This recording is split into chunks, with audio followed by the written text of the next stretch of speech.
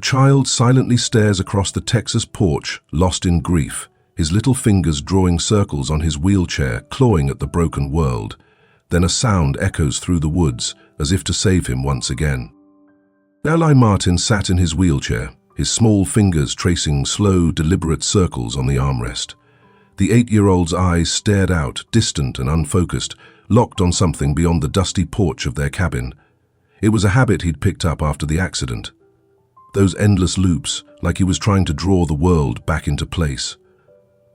The late afternoon sun hung low, casting long shadows across the cracked wooden boards, but Eli didn't seem to notice. He never did anymore. Inside the cabin, Ethan Martin watched his son through the grimy window above the sink. At 41, the former Army sergeant still carried the broad shoulders and steady hands of a soldier, but his face told a different story. Lines carved deep by time, grief, and too many nights staring into the dark. He wiped a calloused hand across his jaw, the stubble rasping against his skin, and let out a slow breath. "What's going on in that head of yours, kid?" he muttered to himself, his voice rough and low. He didn't expect an answer. Eli hadn't spoken a word in months, not since the crash that stole his legs and his mother in one brutal swipe.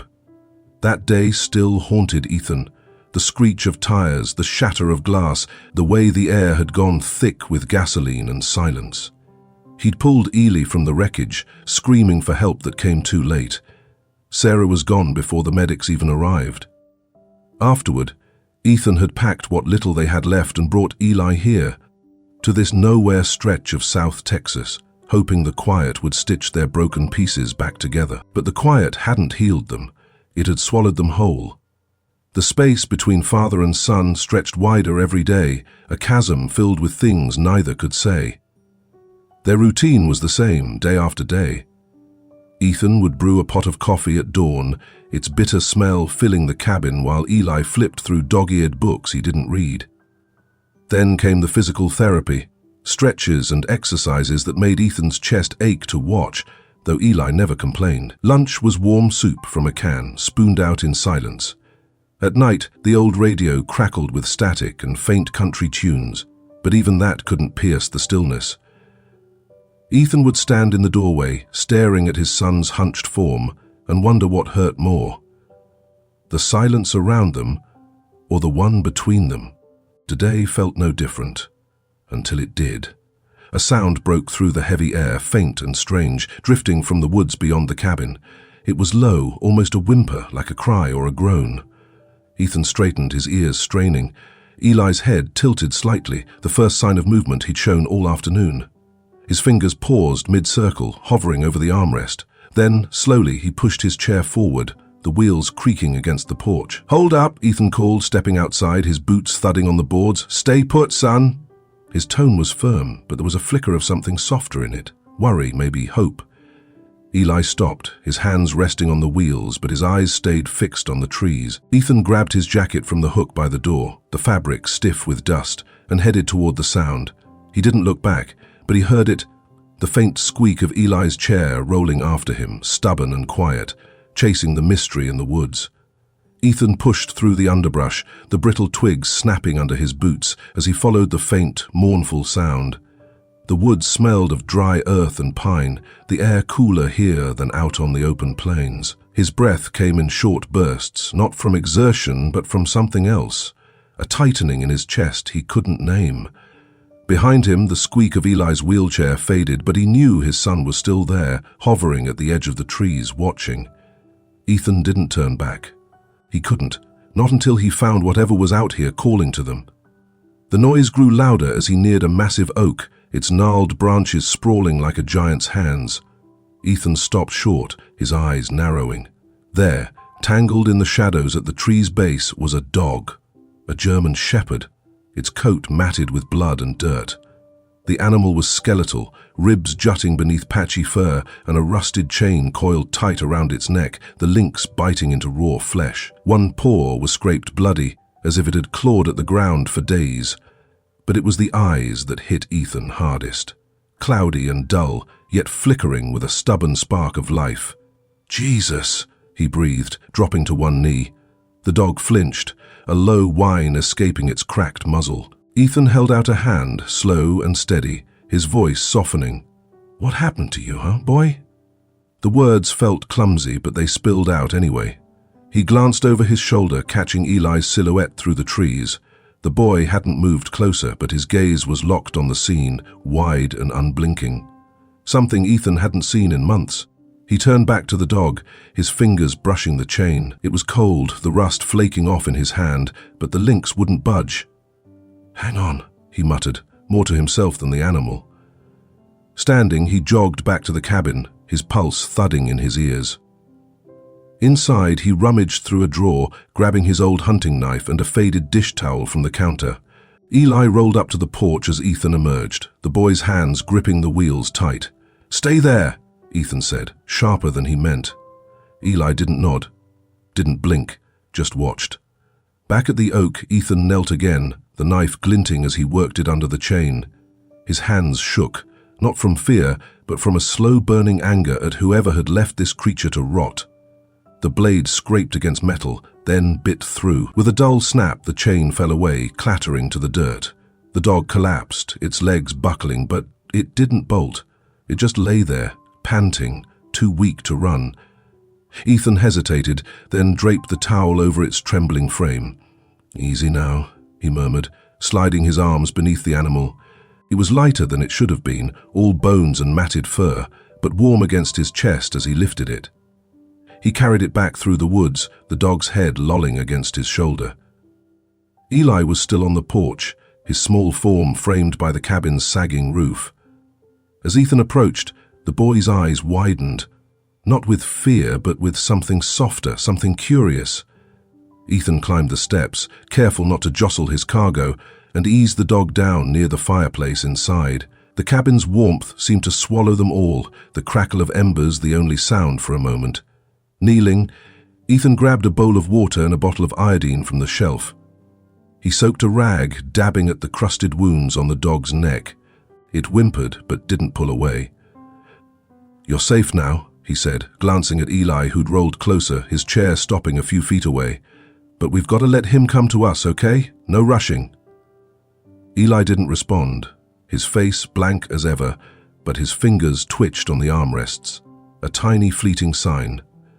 That night they sat in the dim glow of the fire, the dog curled into a tight ball in the corner, its breathing shallow but steady. Eli's chair creaked as he shifted, his eyes never leaving the animal. Ethan leaned back against the wall, exhaustion tugging at him, and watched them both. Something fragile hung in the air. Not hope, not yet, but the ghost of it. And for the first time in months, the silence didn't feel so heavy. The dog, still nameless, didn't trust them yet. For days it stayed pressed against the cabin wall, a quivering shadow with ears pinned back. Every creak of the floorboards or clatter of a spoon made it flinch, its bony frame shrinking tighter into itself. Ethan kept his distance, moving slow and deliberate, but Eli wasn't so patient. The boy would roll his chair closer each morning, stopping just short of the dog's corner, his hands resting still on the wheels. The dog would stare back, eyes wary, then flatten itself against the wall like it could disappear into the wood. "He's scared, Eli," Ethan said one evening, stirring a pot of chicken broth on the stove. The savory smell filled the room, but the dog didn't lift its head. Takes time to feel safe again. Eli didn't look at him, his focus locked on the animal. Ethan sighed, setting the spoon down. He couldn't tell if the boy was listening or just lost in his own world. They tried anyway. Ethan poured some of the warm broth into a shallow dish and slid it a few feet from the dog, far enough not to spook it. He nodded at Eli, and they sat back, waiting. Minutes stretched into an hour, the cabin quiet except for the hum of the wind outside. Then, a small shift. The dog's ears twitched, just a flicker. Eli leaned forward in his chair, barely breathing. Ethan caught it too, a spark of something in his chest. "He hears you," he said softly, "even if you don't say a word." Days passed, and the dog started to move. First, it lapped at the broth, tentative sips that left wet streaks on the floor. Then, one afternoon, it ate. A strip of jerky Ethan had torn into small pieces, right in front of Eli. The boy didn't cheer or clap like other kids might. He just watched, his lips pressed into a thin line, steady as stone. Ethan leaned against the counter, arms crossed, feeling the weight of that moment settle over him. It wasn't much, but it was something. One chilly morning, Ethan woke to a sight that stopped him cold. Eli was asleep in his chair by the fireplace, his head tipped back, mouth slightly open. At his feet, the dog lay curled up, not touching, not yet, but close enough to matter. Its eyes were half open, watching the boy like a sentinel. Ethan stood there, coffee mug forgotten in his hand, a lump rising in his throat. He didn't wake them. Instead, he slipped outside to the shed, rummaging through a box of old junk until he found it. A small silver bell, tarnished but intact, from a Christmas long past. Back inside, he knelt by Eli's chair, careful not to jostle the sleeping pair. With a piece of twine, he tied the bell to one of the wheel spokes. It jingled faintly as he tested it, a bright, clear sound that cut through the cabin's stillness. Eli stirred, blinking awake, and the dog lifted its head. Ethan met his son's gaze. "Thought it might liven things up," he said with a half smile. Then, softer, he added, "Name's Carrie, by the way. Figured she's earned it." Eli didn't speak, but his eyes flicked to the dog. "Carrie," then back to the bell. Later that day, as he rolled across the room, the chime rang out, a steady rhythm echoing off the walls. Carrie followed, her steps hesitant but sure, trailing the boy wherever he went.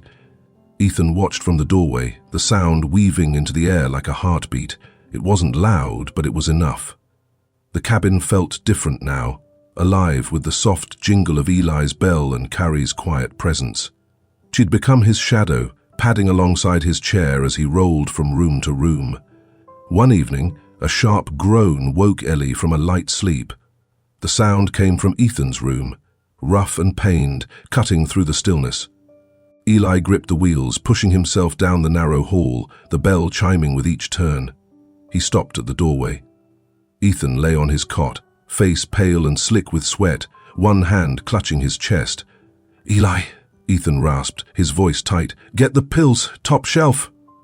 Eli spun toward the kitchen, his heart hammering. The shelf loomed above the counter, too high, the orange bottle just out of reach. He stretched, fingers brushing air, panic clawing at him. Useless, he thought, the word burning in his mind. He hated this. Hated the chair, the legs that wouldn't move, the weight of being too small to help. His breath hitched, a choked sound escaping his throat. Then came the jingle, fast and frantic. Carrie burst in, ears pricked, eyes sharp. She leaped onto the counter, her paws skidding, and nosed the bottle off the edge. It clattered to the floor, and she snatched it in her jaws, dropping it into Eli's lap. He fumbled the cap off, spilling pills into his shaking hand, and rolled back to Ethan. Ethan swallowed the pills dry, his breathing easing as color crept back into his face. "Good boy," he murmured, eyes on Eli, not Carrie. "You did good." After that, Carrie never strayed far. She'd nudge Eli's slippers to his feet each morning, her nose cold against his toes, or push the screen door open with her shoulder when he rolled outside.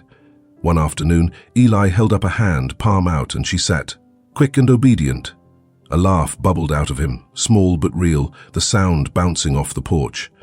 Ethan, splitting wood nearby, froze mid-swing, the axe hovering.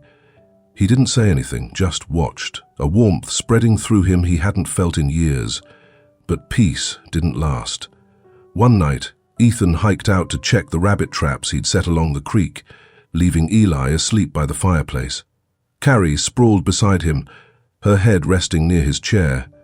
The cabin was dark, the only light a faint glow from the embers. Then a spark jumped. A wire in the wall, frayed and forgotten, hissed to life. Smoke curled up, thick and acrid, as flames licked the curtains. The heat woke Carrie first. She bolted upright, barking sharp and loud, her claws raking Eli's arm. He jolted awake, coughing, eyes stinging as the room blurred. Carrie lunged at the burning curtains, teeth sinking into the fabric, and yanked them down, sparks scattering. She shoved Eli's chair with her body, pushing him toward the back door. He gripped the wheels, rolling hard, the bell clanging wildly. The air scorched his lungs, but he kept going, Carrie at his side, until they burst outside. They collapsed under the big oak, Eli gasping, Carrie panting beside him. her fur singed but eyes fierce. Ethan saw the glow from a half-mile off and ran, his boots pounding the dirt. When he reached the cabin, flames roared through the roof, but Eli sat safe beneath the tree, Carrie pressed against him. Ethan dropped to his knees, hands trembling as he pulled Eli close. "You're okay," he said, voice breaking. Then he turned to Carrie, cupping her soot-streaked face. "Thank you for saving my boy." She licked his hand, a quiet answer, and the three of them sat there, the fire crackling behind them, alive in the night. The fire left scars, blackened beams and a roof half gone, but it didn't break them. Word of the blaze spread fast, trickling through a local blog run by a nosy mechanic in town. By week's end, a woman from a service dog group showed up, her clipboard crisp and her smile too bright. "Carrie's got potential," she said, eyeing the shepherd as she sat by Eli's chair. "We could train her, make her official. She'd be perfect for it." Ethan scratched his jaw, glancing at Eli. The boy's face stayed blank, but his hand rested on Carrie's head, fingers buried in her fur. "What do you think, kid?" Ethan asked. Eli didn't answer, just looked at Carrie, who leaned into him like she'd never leave. That was enough. Ethan turned to the woman. "She's staying." They rebuilt slowly. Neighbors, folks Ethan barely knew, hauled lumber and nails out to the cabin, hammering alongside him under the Texas sun. The new walls went up, sturdier than before, and the roof got fresh shingles that gleamed in the light. Inside, Eli started to change. He'd hum tunes, old ones from the radio, soft and off-key, his voice threading through the air. At night, he'd pull a book from the shelf, reading aloud to Carrie in a whisper. She'd sprawl across the floor, ears twitching at his words, her eyes half closed but attentive. One evening, as the crickets chirped outside, Eli leaned down, his voice barely audible. "You're my best friend," he said, pressing his forehead to hers. Carrie tilted her head, a silent agreement, and stayed still. Ethan watched it all, a quiet pride settling in his bones. He'd started something too, a blog called Pause and Purpose, scribbling posts on a beat-up laptop he'd borrowed from the mechanic. It wasn't for fame or money, just a way to hold on to this, to remember how they'd clawed their way out of the dark. He wrote about the bell's jingle, Carrie's steady gaze, Eli's first laugh. Strangers commented sometimes, leaving kind words he didn't know how to answer. "Keep going," one read. He figured they already were. One afternoon, the sky turned gold, streaks of orange bleeding into the horizon. Eli rolled out to the porch, Carrie trotting beside him, her steps light despite the faint scars on her coat. Ethan followed, a thermos of coffee in hand, and sank into a rickety chair. Eli stopped at the edge, the bell chiming once as he leaned forward. He reached down, kissing Carrie's head, a quick, gentle touch. "You're my best friend," he said again, louder this time, the words clear in the open air. Carrie didn't move, just rested against his chair, solid and sure. Ethan took a sip of coffee, the warmth spreading through him as he watched them.